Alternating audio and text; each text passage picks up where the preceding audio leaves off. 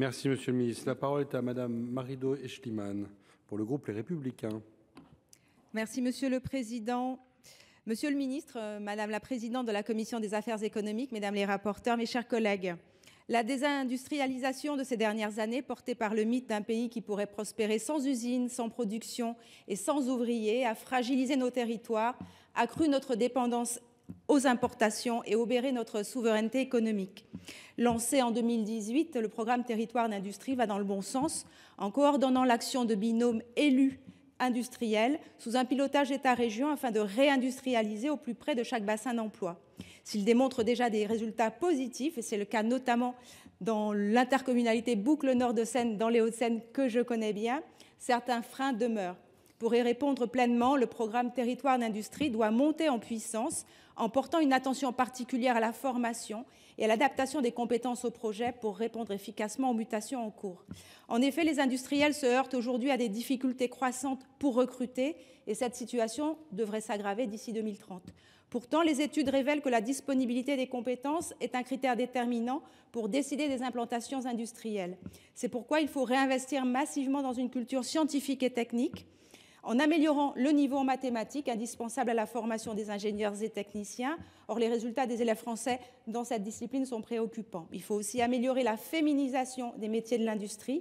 Il est urgent aussi de redonner ces lettres de noblesse aux métiers industriels, souvent mieux rémunérés en renforçant des initiatives comme la Semaine de l'industrie. Mais celle-ci doit être mieux intégrée dans la scolarité de toutes les filières grâce à une mobilisation accrue des enseignants et des campagnes nationales plus efficaces. Soulignons enfin le rôle essentiel de l'alternance, mais aussi des écoles de production, et j'ai noté que vous les avez citées, dans l'écosystème des territoires d'industrie. Toutefois, pour des raisons financières, la pérennité de celles-ci reste fragile. Or, renforcer ces structures est primordial pour préserver notre compétitivité industrielle. Aussi, Monsieur le Ministre, quelle est votre feuille de route pour faciliter l'émergence d'un capital et de ressources humaines qualifiées indispensables à la réussite de chaque territoire d'industrie? Merci. Merci. La parole est à Monsieur Marc Ferracci, ministre chargé de l'Industrie et de l'Énergie. Merci, Monsieur le Président. Merci beaucoup, Madame la Sénatrice. Je vous remercie pour votre question et je vous remercie aussi pour votre engagement que je connais dans votre territoire d'industrie Boucle-Nord de Seine.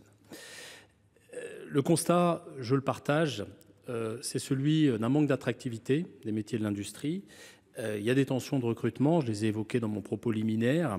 On a aujourd'hui des problèmes à résoudre, celui de l'attractivité initiale, celui aussi de ce qu'on appelle l'évaporation, c'est-à-dire le fait que des jeunes formés au métier de l'industrie dans des filières vont travailler lors de leur premier métier dans d'autres filières que les filières industrielles.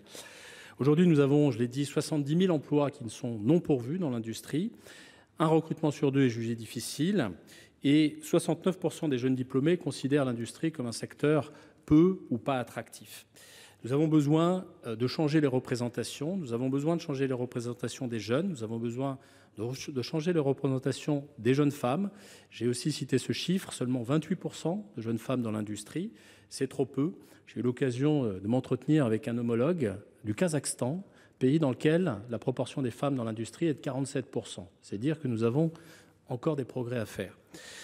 Les réponses à apporter, ce sont d'abord des réponses qui consistent à s'attaquer aux stéréotypes, faire aimer l'industrie, lutter et faire apprendre ce qu'est l'industrie aujourd'hui. Lorsqu'on visite des sites industriels, on voit que les conditions de travail ont changé. Ce sont des métiers dans lesquels il y a du sens et qui procurent des opportunités d'évolution professionnelle, mais également de bons salaires.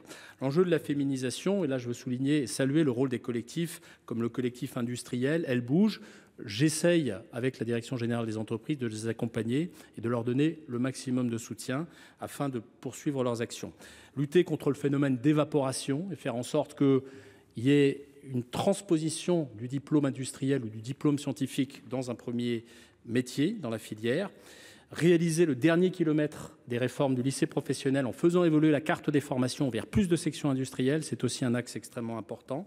Et enfin, s'appuyer sur des filières innovantes comme le nucléaire pour créer une appétence, pour créer, je ne dirais pas une mode, mais en tout cas un intérêt. Et enfin, je dirais, et je vous informerai si vous ne l'êtes pas encore, qu'une mission de l'Inspection générale des finances sur la présence des filles dans les filières scientifiques et industrielles vient d'être lancée. Je vous remercie. Merci, Monsieur le Ministre.